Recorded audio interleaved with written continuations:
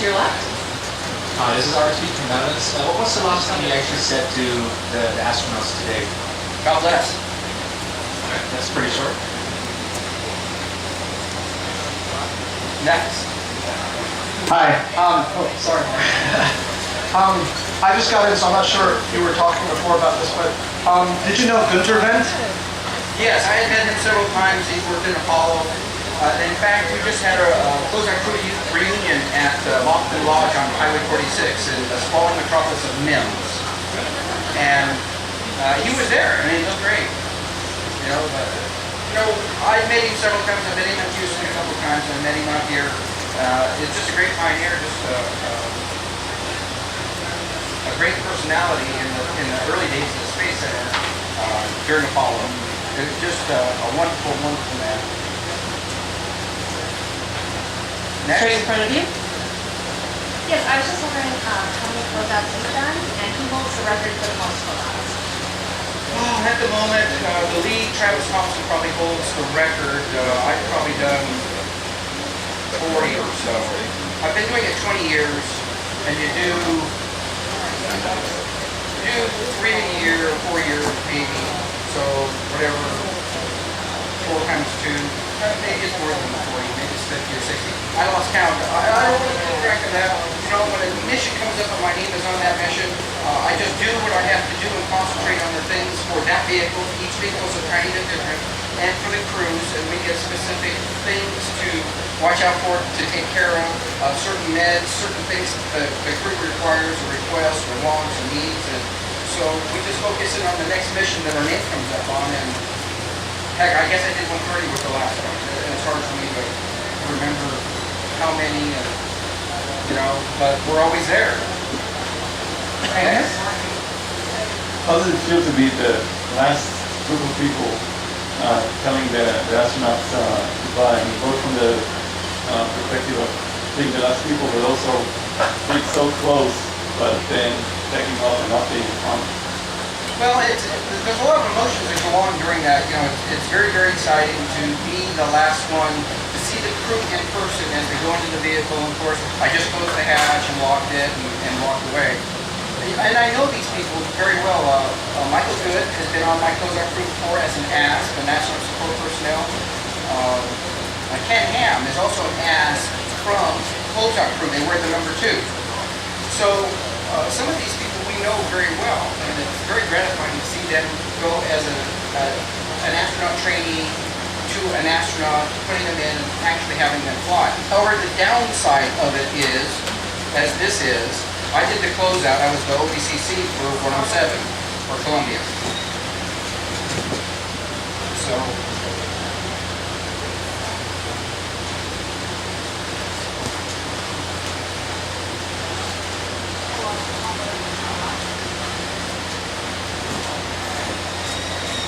give me a moment.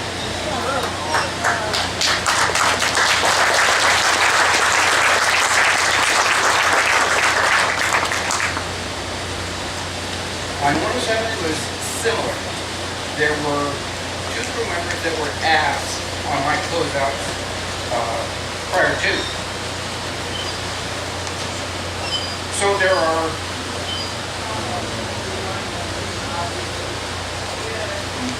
there's high points and there's low points. And there's responsibility, there's professionalism, and there's grief. Next. On the same question, you're spotless. How do you keep that white so spotless, and are you allowed to wear it around the base, etc.? No, we only wear the ice cream suit, as we call it, when we go to do a closeout. And I climb all over the vehicle, and I climb all over the white room, and I'm in contact with the crew members, and that's how clean we keep the crew module. Anything inside the crew module on orbit comes up into the atmosphere, they breathe it, they aspirate it. So we try to keep the crew module as clean as we possibly can. The white room is not as clean as we'd like, but it's painted white so that we can try to keep it clean. I was on my hands and knees, I was climbing through the vehicle, I was in the white room, doing a lot of different things, and we concentrate and we work very hard at trying to keep the vehicle and the ground support equipment, the GSE, clean for them and for their health while they're up on station. Thank you, and thank you for coming and sharing all of this with us. You're welcome. I have a question while we wait. Who is the coolest astronaut you have ever strapped in? John Glenn. That was easy. Who's the second coolest? Had to dog that.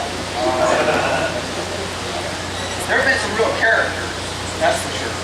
And you know, other than the ass coming to our crew, what happens is they enter into NASA, they get into a class, they graduate that class, and then a portion of that class becomes what we call Cape Crusaders, or C-squares.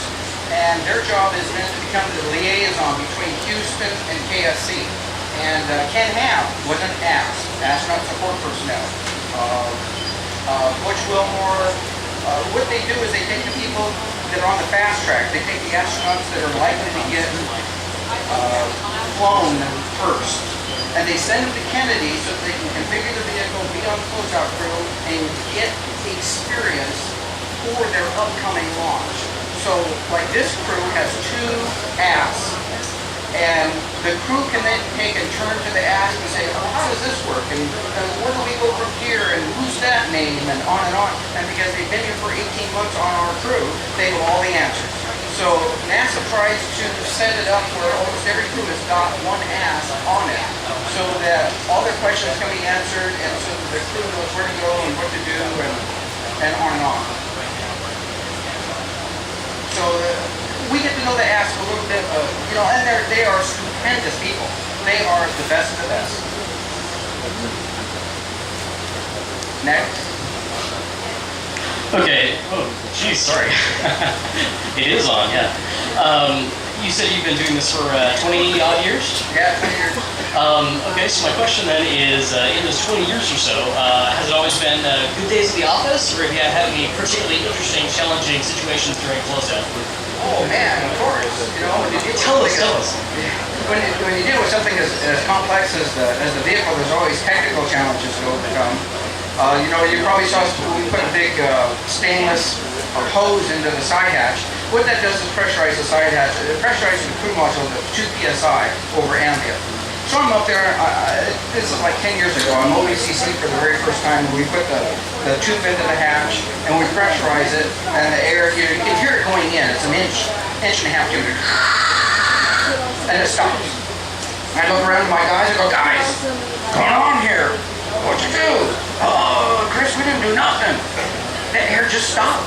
Normally what happens is it comes up to 2 psi and we shut it off. Well, it went up to 1 psi and it shut itself off. We go, oh, what do we do now? Well, apparently somebody didn't turn the tube bank on at the bottom of the launch pad. They didn't open that valve. So what we had was the pressure in the line from the bottom of the launch pad all the way up to the side hatch. That allowed for 1 psi to go into the crew module. So I got with the ECL, the engineering department that controls that, and we said, well, how about this? If we have half the pressure, why don't we just double the decay time, call it good, and get out of here? They talked about it, and that's exactly what we did, and we successfully launched that day. But yeah, you know, I had to send a crew up to the level above us to check a panel. You know, the LCC was running around, trying to figure out what was going on. In the end, it was a miss valve on the ground support equipment, and it's just one of the many challenges that you end up having to overcome. But you like never close anyone's fingers and don't catch or anything, right? Oh, no. We drop things on our toes, you know, we stumble around, and you know, we're now 20 years older than when we started doing this.